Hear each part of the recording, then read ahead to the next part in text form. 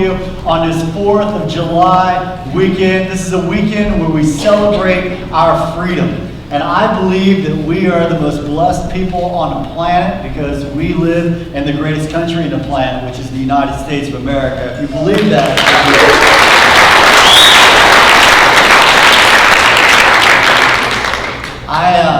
I'm also on a mission to be able to help people get free.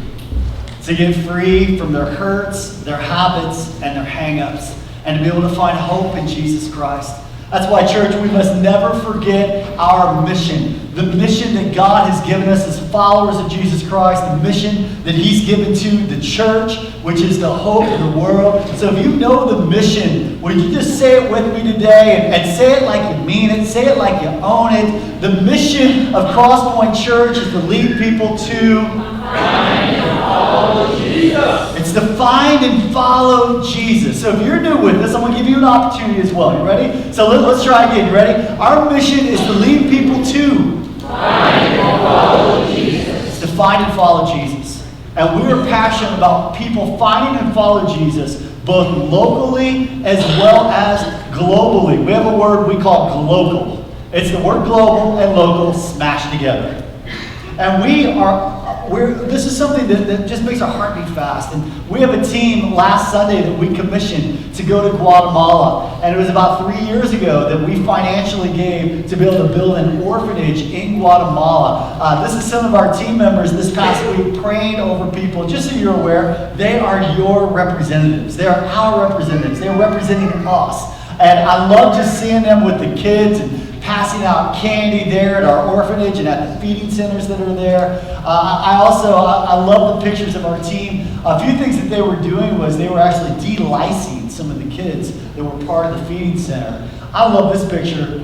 They're washing the feet of those kids. Isn't that beautiful? I mean, I love seeing the smiles on our team's face and the smiles on these kids' face. There they are, de-licing the kids. And you know, Scripture says that if you just give a cup of cold water in my name, it's as if you're giving it to me. And I love the smiles. I love the smiles to see on our team members' face. And I believe that God's using our team in an incredible way. So continue to keep praying for our missions team as they're serving Jesus. And maybe you want to get involved in missions as well. We go every year. I think next year we got like 3 or 4 trips planned. Going to the Philippines. We're planning on going to Africa. Going back to Guatemala a couple times. This year I think we're going to send 100 people on a missions trip this year here at Crosspointe. If you'd like to be part of that group, we always have a challenge. Pray, give, and go. So all of us can pray. All of us can pray. Maybe you'd like to give. Last week, Pastor Jeff talked about this. You could be able to feed one of those children that we saw on the screen for $15 a month. So if you'd like to do that, you can always mark it on your offering envelope. Manna, Worldwide, you can set up a recurring gift, whatever you want to do. Let's pray, let's give. Maybe you want to go. Maybe you want to go check it out and meet the kids and see them for yourself. We'll get you some information about that trip as well. So we're about doing this globally as well as locally. This past week, we kicked off our summer Bible studies. But I'm here to tell you, even if you didn't get involved in one, it's not too late. This past Wednesday night, we had our women's Bible study group going through the fruits of the Spirit. I love seeing the worship center packed out with tables and ladies that were laughing and having a good time, and just a great Bible study, learning together and eating together, and hopefully not talking about us men, okay, together along the way too much. But if you'd like to be involved in that, you can be able to do that. Show up this Wednesday night. We also had Bible cram sessions, learning theology. If you have a desire to go deeper, man, I heard some great reports coming out of that. Matt Skodmo is an incredible Bible teacher. He teaches here on Wednesday night. That's for men or women. If you want to come to that and get information. And then maybe your marriage is going through a little rough patch. Maybe you need a tune-up, or maybe you just need a complete overhaul. If that's you, Tuesday nights, Re-Engage is our marriage ministry, and it is a phenomenal program. It's 16 weeks, and we're seeing some great reports. I'll share more about that. Or maybe you're going through an addiction, or hurt, a habit, or a hang-up. Every Thursday night, we have Celebrate Recovery. It's a great time for our summer Bible studies. Our teenagers are meeting on Wednesday nights, and so I encourage you, just continue to dig in. Some of you are going to be traveling this summer, and if you're traveling, here's what I want to challenge you to do. I want you to go to a church that's on fire in whatever city you're in. I want you to go, and I want you just to take some notes, pick up their bulletin, just see how they're doing things. Whatever church is just on fire there, come back, bring it to me. I'll be down next step center. I want to hear the story. You be a little secret shopper, sharpen us, make us better. So when you guys are out on vacation, I hope you'll check out some other churches as well while you're gone. I wanted to start today by addressing a problem. And maybe we can engage our minds and you can help me fix a problem. Men, we like to fix problems, right? You know, men, we're fixers. Women, they like to fix problems too, but I know when I'm in conversation with Shannon, she tells me her challenge, and I always want to fix it. You know, I always want to make it better. I want it to be resolved. I want to solve it. And I learned a few years back a better question for me to ask when she's sharing a problem with me, and it just takes a lot of pressure off of me and her. I just simply say, hey, Shannon, real quick, do you want me to fix this problem, or do you want me just to listen? And you'll be amazed, guys. She doesn't really want me to fix it. She just says, I just want you to listen to it. Now today, I want to just kind of give you a little problem, and I don't want you just to listen though. Okay? I want you to help me solve this and fix this problem. So here's the scenario. I have a friend of mine who is a Bible teacher, and he's very gifted communicator and speaker, and at his church he preaches and teaches, and lots of people follow him. He has a lot of charisma, and he's one of those guys that whenever he preaches and teaches the Bible, even passages that maybe you've heard before, he can just make them come to life. Maybe you know people like that you know, it's like, wow, and you walk out like, that was amazing. And not only is he an incredibly gifted speaker and communicator and preacher, he also is incredibly caring and just a gifted pastor. And it's rare that you find somebody that's good at like both things. And you know, he can say the right things at the right time. And when people are struggling, he just happens to be there, and he's encouraging and he's uplifting. But there's another side, some things that have been said about my friend as well. As with all of us, there's this other side where they say that he has been involved in some, how do you explain this? Some gray areas that, you know, he's like in his early 30s and he's single.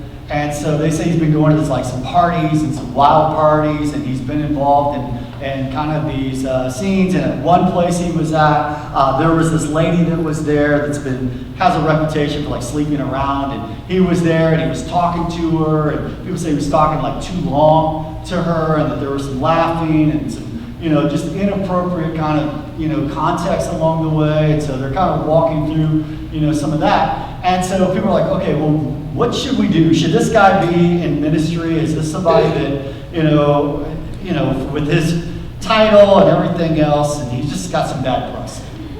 My friend, his name is Jesus. Mark chapter 2 is where we're at today.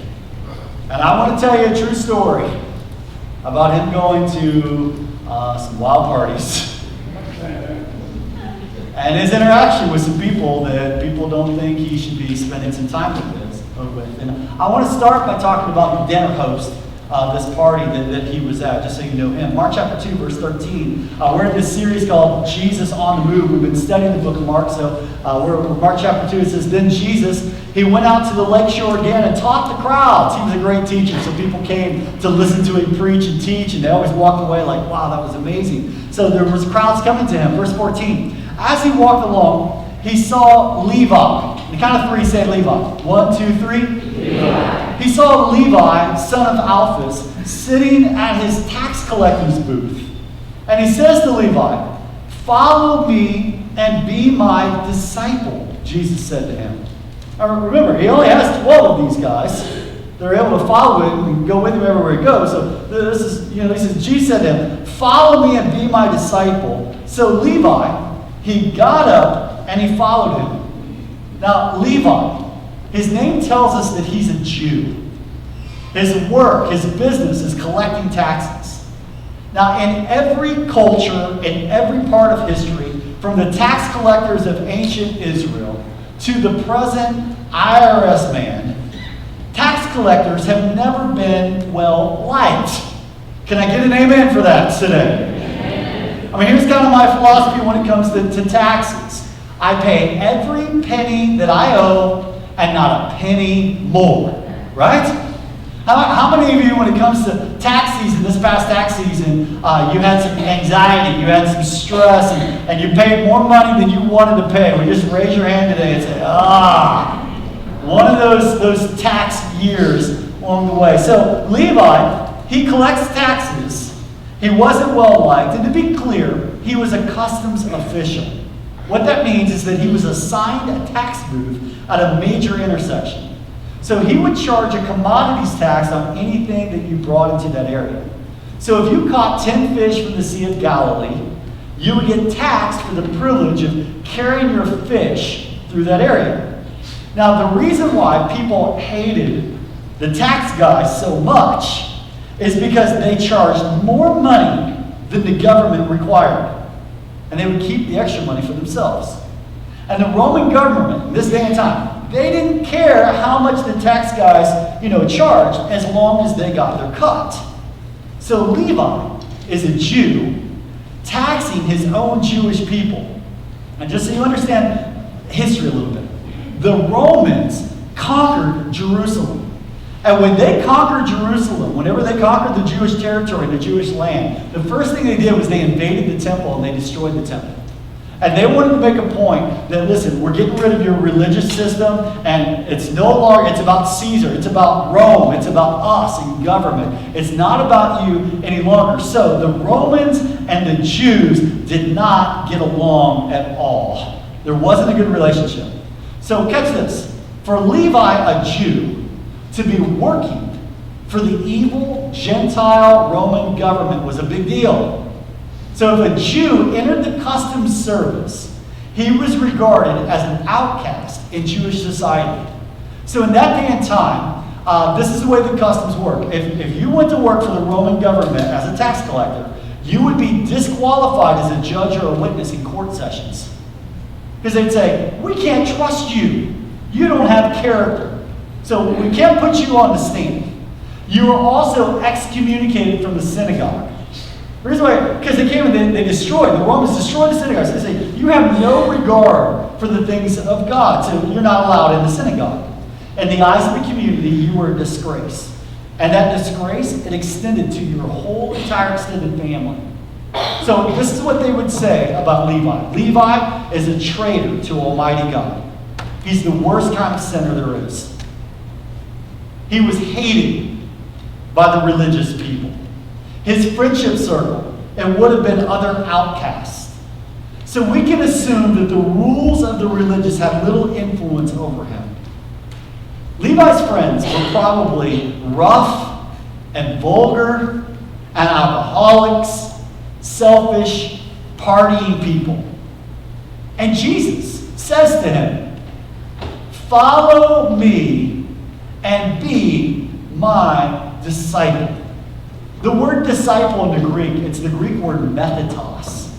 And what methetos means is it means to be a learner, to be a fully devoted follower of Jesus Christ. Methetos. Now that's different, disciple's different than the word Christian. I mean, today, according to Newsweek magazine, they tell us that 80% of Americans claim to be Christians. Now, if that were true, don't you think this world would look a little different? If 80% of the people you worked with were Christians, don't you think your work environment, your culture would be a little bit different than what it is today? Now, the word Christian isn't a bad word. Okay, it's found first in Acts. It says they were called Christians first at Antioch. But let me just tell you, Jesus never called anybody to be a Christian. Jesus called people to be disciples, to be a methetos, to be a fully devoted follower of Jesus. So he looks at Levi and says, come follow me and be my methetos. Be my disciple. Now, just a side question. Why would Jesus choose him? I mean, just from looking at it, doesn't seem to have all the right qualifications on his resume. What do you think? Verse 15 says, later, Levi invited Jesus and his disciples to his home as dinner guests, along with many tax collectors and other sinners. Now, not just sinners, disreputable sinners. And I love this next verse. There were many people of this kind. Of what kind? Sinners. There were many sinners among Jesus' followers. Now, knowing the status of these people as outcasts, we can begin to picture what this dinner party was probably like. I don't think it was a black tie dinner affair. I don't think it was like ordered and clean and a proper sit-down meal with table linens and 3 different kinds of forks. I think this was a party with outcasts, with loud music, possibly in a rough part of town. And Jesus, he's the guest of honor. Now, I grew up with Sunday school Jesus. Remember Sunday school Jesus? He's like a constant do-gooder, clean fingernails, permanent smile, never be caught close to sin. But that doesn't fit very well with Mark chapter 2 and verse 15. One of our youth volunteers was teaching in our youth ministry, in our high school ministry a couple weeks ago, and he called the Sunday school Jesus Old Spice Jesus. Kind of the Old Spice, the Jesus, he went to this party, and I don't think, Old Spice Sunday school Jesus, would be the one sitting in the corner with his arms crossed, with this look of disgust on his face, condemning sin. I think if he would have had that approach, he would have been loved and followed by these people. But here's what we know about Jesus. Jesus had this core value of love. Had this core value of love.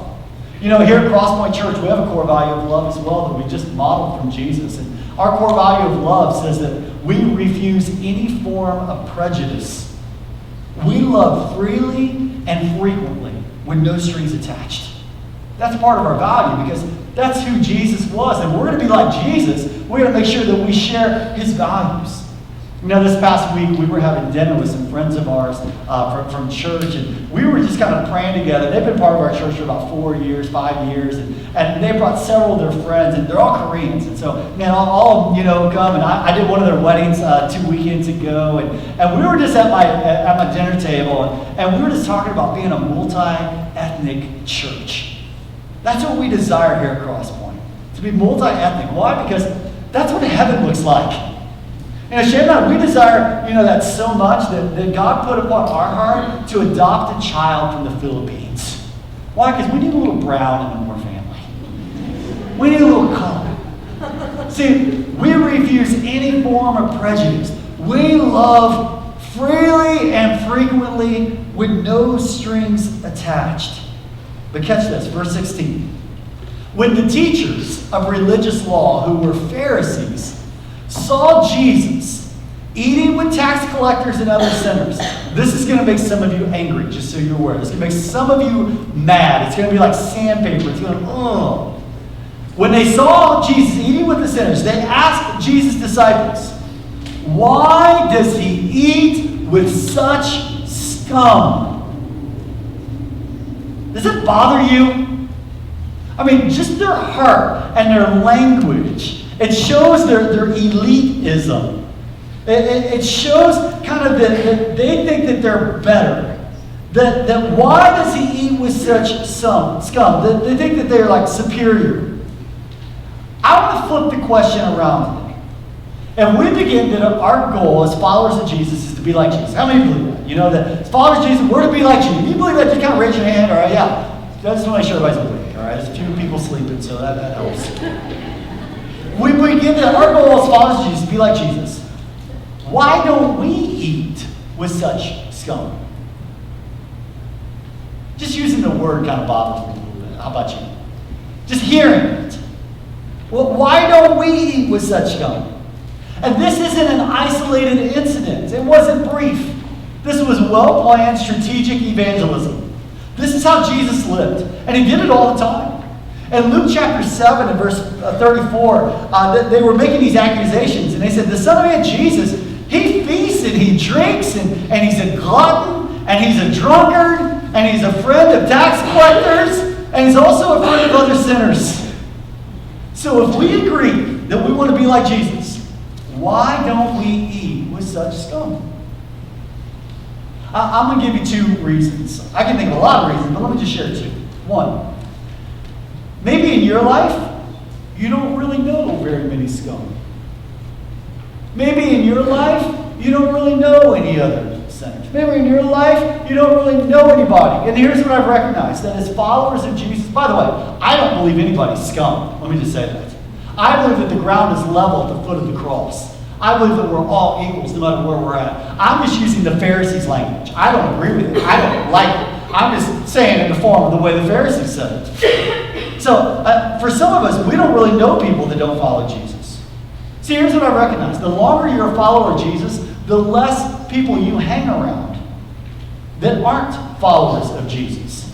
Because your friendship circle, and I understand that. I mean, it's like your purpose changes, your desires changes, kind of your goals change, and then you start, like attracts like, and you start getting around other people as well. Now, I'm called to be your pastor, and I love investing my life into serving God by loving you. And none of you fit into this category of scum. But verse 17 says this. When Jesus heard this, he told them, healthy people don't need a doctor. Sick people do. I've come to call not those who think they are righteous, but those who know that they are sinners. And that tells us a lot about Levi, doesn't it? It helps us recognize that Levi is one who knows that he is a sinner, who knows what he was doing was wrong, and made a choice to leave that behind, to go follow after Jesus. And Jesus says, that's who I'm coming for. Now, I'm not naive thinking that we're all perfectly healthy and spiritually mature here today. And as pastors here, we recognize that our role is to shepherd the people of God. But I also know, in order to be like Jesus, I have to have some relationships with people that are outside the church. Let me be very clear. Jesus said that the church, it's a hospital for sinners, not a country club for saints. And we have to be careful of this, because as a church and as followers of Christ, all of a sudden we get this mindset that we become a holy huddle. You know what a holy huddle is? It's when we just kind of get together and say, us four, no more, shut the door. We're all a little holy huddle. We put our arms around each other. And you know, in a huddle, the problem is all you see is rear ends. That's it. We have to be careful of this as a church. I remember fighting this about 7 years ago, and we were at a place when we were growing as a church, and all of a sudden we were like, you know what? We need to go 2 services. I remember that was a big deal back then. I mean, to go 2 services, we're like, man, we're not going to know everybody. And, you know, at that time, I knew everybody's name. I knew all the kids' names. I knew all the, animals' names in the house. I mean, we knew everybody. We all loved each other and put our arms around each other and sang Kumbaya together. And then we said, well, wait a second. Our mission is to lead people to find and follow Jesus. We had to educate. What is our mission? And we went ahead. We went 2 services. Some people didn't make the transition. Couldn't make the transition. Too tough. People said, you know what? Church is getting too big for me now. Getting a little too large. I don't know if I can do 2 services. We're getting ready to make another transition, church. And the next year, we're going to be moving to a whole other facility.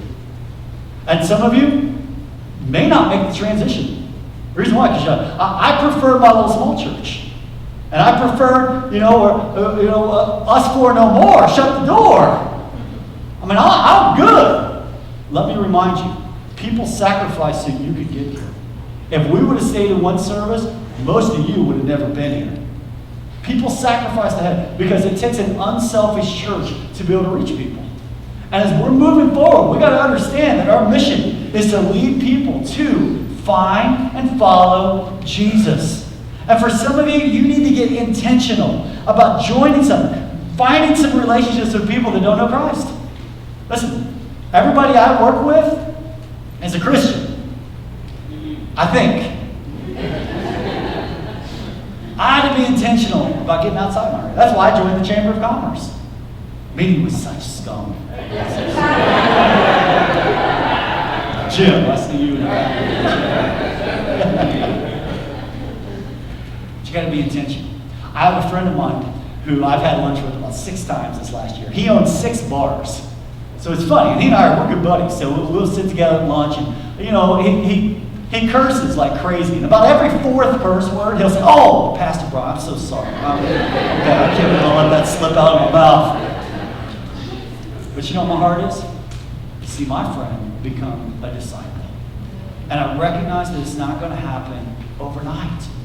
No man comes to the Father unless the Father draw. But God uses us in relationships. Here's the second reason why we don't eat with such scum. We're afraid of contamination. The Pharisees said, we got to isolate ourselves. I remember whenever I was growing up, I loved playing basketball. I told you that before, but my brother is 10 years younger than me. I have two brothers, 10 years and 15 years younger than me. And when I was about 18 or 19 years old, my parents said, hey, you got to watch your brother for a couple hours. So I took him with me down to the YMCA. Well, I went to go play basketball for 2 hours. So I told my 8, 9-year-old brother, hey, you sit here in this chair for 2 hours. I'll be playing basketball. Just sit there. Don't get up, don't move, don't cause any problems. Next thing I know, I'm out there. I haven't played for 5 minutes, and he's up out of the chair. He's running out of the gymnasium. I got to stop the game. Hold on, guys. Go out there, grab my brother, and look at him and say, what are you doing? He says, why are you here? I said, I'm here to play basketball. He said, these guys are cussing like crazy. You shouldn't be here right now. I said, listen, it's basketball. I said, listen, you're going to come back in. You're going to sit in that chair. He said, I can't sit in that chair. He said, just be in the building. I just feel trapped. Some of you feel that way too whenever you're around people that don't know Jesus Christ. What you want to do is you just want to run. You want to isolate yourself. You say, well, that's like for super Christians. I mean, I got to have like spiritual Teflons and none of their sin will stick to me. The deeper response is that our fear of being contaminated by sin leads us into a deeper sin. The sin of not being involved in our culture so that people can find and follow Jesus. Hinduism and Buddhism, here's what they teach. The more you isolate yourself, the more holy you are. Because you don't want to be touched or stained by wicked people. The more you get away, the holier you are. But that's not what the gospel says. Jesus was at the parties. He was at the marketplace. He was a party animal. He eats too much. He drinks too much. Here's the point. You cannot learn to love in isolation or in a cave. And God wants you to learn to love real people, not ideal people. That's why here at Crosspointe, we have a slogan that says, no perfect people are allowed here at Crosspointe Church. Peeling back that layer, going a little bit deeper into our fear, there's a struggle between purity and evangelism. Now hear me carefully. I'm not saying we shouldn't care about our own spiritual purity. I'm not saying that our own spiritual purity doesn't matter. What I am saying is this. When that concern results in us disengaging from the mission, we've crossed the line into sin and away from Christ's likeness because we're no longer obeying the mission to which we've been called. I believe in insulation over isolation. Maybe I can illustrate it this way. Let's say that you're in charge of the sterilization and maintenance of an operating room in a hospital. And it's your job to protect people from danger and death. You're supposed to protect them from viruses and all the bacteria. And it's your job to make sure that nobody dies. So the very best thing you can do is clean and sanitize and disinfect anything else you can do to purify the place. And then seal the room off completely. We can't get any bacteria on us. Can't have any virus on us. But then you get to a place where you're like, you know what? I don't want to have anything. I don't want to have anybody dead. So here's what we're going to do. We're going to close the operating room. Nobody can come in. If someone comes in, listen, they got to wear scrubs. They got to go through all the appropriate hand washing procedures, have a mask. And if you're going to take your job seriously, nobody in who might be sick. Because they might bring those viruses and bacteria right into your sterilized operating room. And the whole thing will be contaminated. And you'll have a ton of work ahead. Now, I admit, that's a touch ridiculous. Because the whole reason that the operating room exists is to help sick people. And here's what Jesus said. Healthy people don't need a doctor. Sick people do. I've not come to call the righteous, but those who know they're sinners. Jesus, he reached out his hand to Levi, a sinner, an outcast, a tax collector. And he said, "Follow me and be my disciple." And Levi did. And he was transformed. Now, he wasn't transformed from a rugged, vulgar outcast into this socially acceptable rabbi. But he was transformed from a man without a purpose or mission beyond his own life and comfort. He was transformed into a man who would and did participate in the transformation of the world. A man who I'm quite sure would not return to his safe, predictable, stable, prosperous little tax collector booth. Jesus invited him, and Levi accepted. Now look up here, because I got something to share. Levi has another name. You know what Levi's name? He's also known as Matthew, the man who wrote the very first book of the New Testament. That's Levi. Catch this. Every saint has a past, and every sinner has a future. I say it again. Every saint has a past, and every sinner has a future. That's why here at Crosspointe, we have a core value of evangelism. We say it like this. I want to ask us just to say it out loud. We'll put it up on the screen. Ready? Let's say it like the 10:30 service. You ready? Here we go. We are convinced that Jesus is the hope of the world. We will do anything short of sin to make it hard for people globally to go to hell. Church, 78 million people will die this year. 4.5 million people will die in America this year. Most of those people will die without Jesus. And church, that keeps me awake tonight. The church that doesn't want to reach those people says, you guys can go to hell. It takes an unselfish church to reach people, to find and follow Jesus. Why do we do this? We do this because of love. Love compels us. Why do we share our faith? Why do we invite people to church? Why are we building a new building? Because love compels us.